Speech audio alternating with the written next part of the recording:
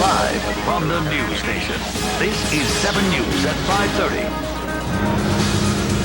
A plane departing from South Florida taking a tragic plunge in the ocean, and Coast Guard workers caught on camera moving in to make one dramatic rescue.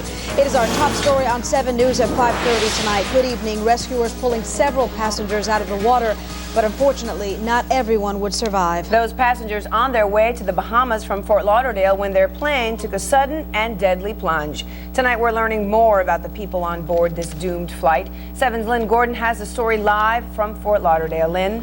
Belkis, those victims, a 3-year-old girl from the Bahamas, an aunt of hers, we are told, from the Jacksonville area, another couple from Greenville, South Carolina, and a couple from Orlando and their infant all survived the crash.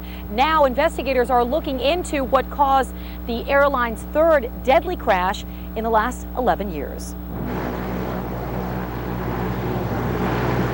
It's business as usual for Air Sunshine, a day after a deadly crash in the Bahamas, a day after this dramatic rescue at sea. Rescue numbers in the water.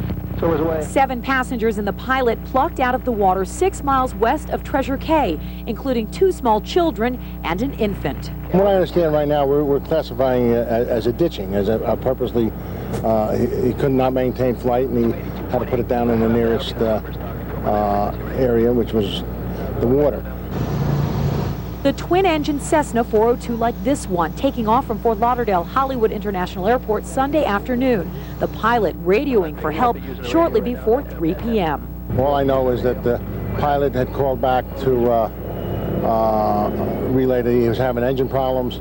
The nature of those problems I do not know at this point. A 3-year-old Bahamian girl and a woman from North Florida were killed in the crash, with the Coast Guard using a Falcon jet and helicopter launched out of Opelika Airport to rescue the 8 others, struggling to survive in the water for an hour and a half. I was shocked, you know, that we knew that there was an infant out there, so that was our main priority, was finding that infant and her mother and getting them out of the water as soon as possible. This is Air Sunshine's third crash since 1992. 6 people have died in those accidents. The NTSB and FAA now looking at the airline's safety record. We're getting records, we're getting pilot records, we're getting all the information that we can. The FAA's helping in that regard. And we are told the survivors are heading back from the Bahamas by boat to South Florida. They will be in